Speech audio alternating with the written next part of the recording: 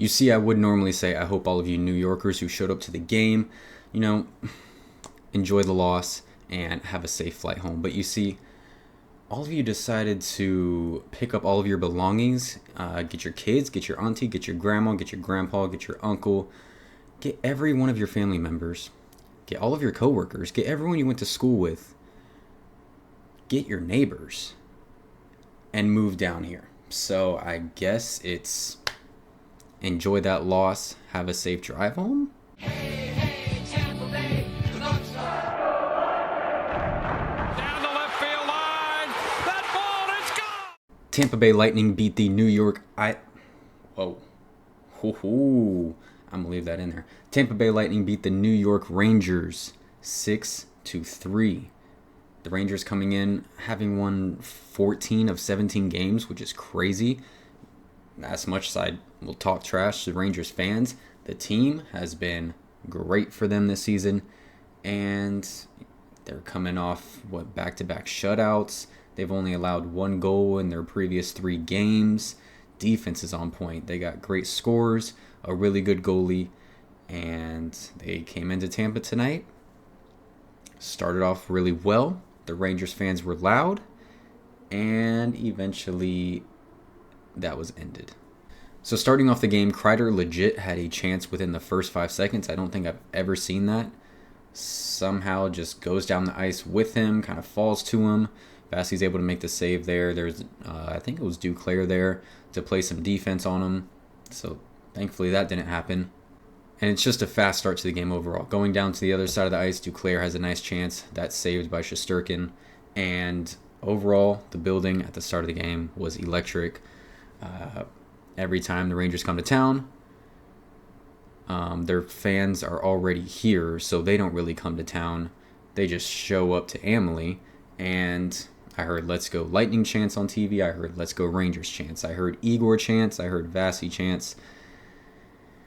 An electric atmosphere. You don't really get to see atmospheres like that too often, where there's just 2 fan bases that have, a good percentage of that building. Shiri ends up going to the box early, but the Lightning do kill that off. But they don't really get any momentum from it at all because the Rangers just keep on the press, and eventually it pays off. So Panarin scores on us again. Trocheck is able to drag around Darren Radish, and Panarin is there wide open. Vasi has 0 chance. 1-0 Rangers. Less than 5 minutes later, the Rangers send the puck around the net, and there just happens to be another wide open Rangers player right in front of the net. This time it's Schneider. Terrible defense. You see 2 guys on 1 person. Someone else is wide open. Math. And it's 2-0 Rangers. It's another terrible first period. Another slow start for the Lightning. Yes, we can all celebrate, but this is not something that we can keep up consistently and just hope that we come back and win these games. I'm not going to lie, I was surprised we were even able to do it tonight against a team like the Rangers with the goalie that they have in net. Going into the second period, things didn't really change that much. Through the first 10 minutes, it was still pretty much all Rangers. They were dominating possession, and the Lightning were not generating any big chances, quality chances. Hedman gets the puck taken from him, and there's a 2-on-1 for the Rangers. That does get stopped. Shout out to Darren Radish, who didn't play the puck well on that first goal. Makes up for it there. Hedman then has a slashing penalty. That's the Rangers' second penalty of the night, but that one is killed off again. So the game's halfway through. The Lightning have not scored a goal. It's 2-0, and Cooper switches things up. He actually puts Anthony Duclair out there with Braden Point and Nikita Kucherov, and what do you know? Goal. Braden Point scores that one from Nikita Kucherov on a 2-on-1, and that is Braden Point's just first of the night. And I believe that was Shesterkin's first goal allowed in like 7 periods. But the goals, they do not stop. They do not stop coming.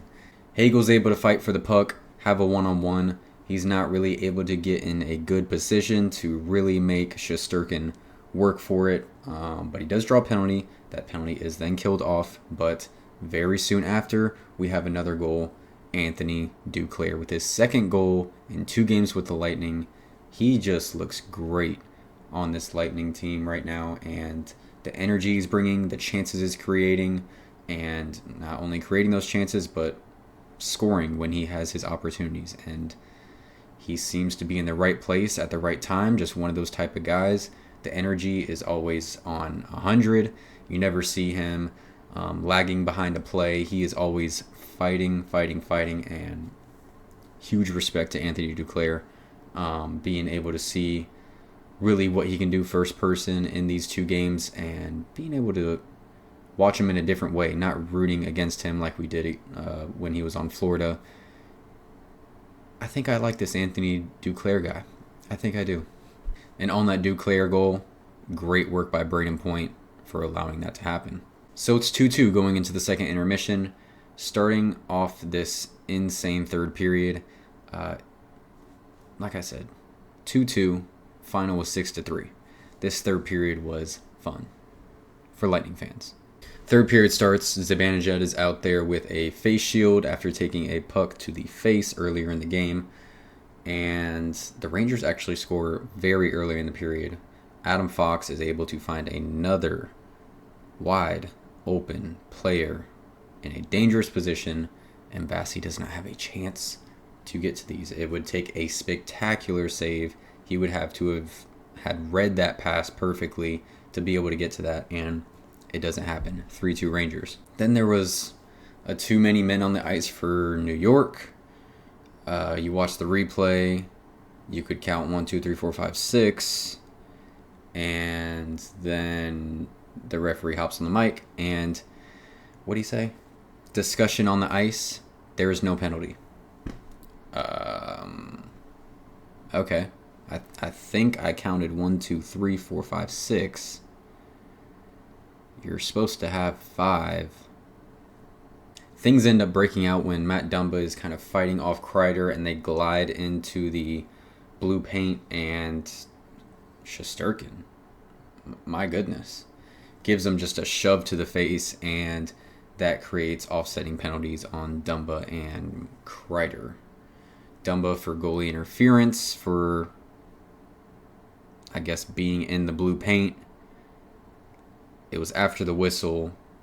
He was fighting off Kreider while gliding in. I don't know. Whatever. Offsetting penalties, it's fine. Braden Point then gets his second of the game, putting a really nice move on Gustafsson and sneaking it. When I say sneaking it past Shesterkin, I really mean he somehow, some way, it snuck past him right under his armpit. I'll take it. 3-3 tie game. Where does the game go from here? Only up. Kucherov has a one-on-one that he cannot bury. Defender comes from behind, and Kucherov wanted a hooking call. Defender's able to get to the stick. Kucherov can't get his backhand on it and finish that goal. So stays 3-3. But a few minutes later, there is a Rangers slashing call. Maybe a makeup call, maybe not. But that is what the best power play in the NHL looks like. Kucherov and Cirelli playing catch. Cirelli gives it to Point. Point passes it behind his back to Steven Stamkos, who buries it 4-3. That was perfection. You can't ask for it any better than that. That was just clean. That was clean. Braden Point. Are you kidding me?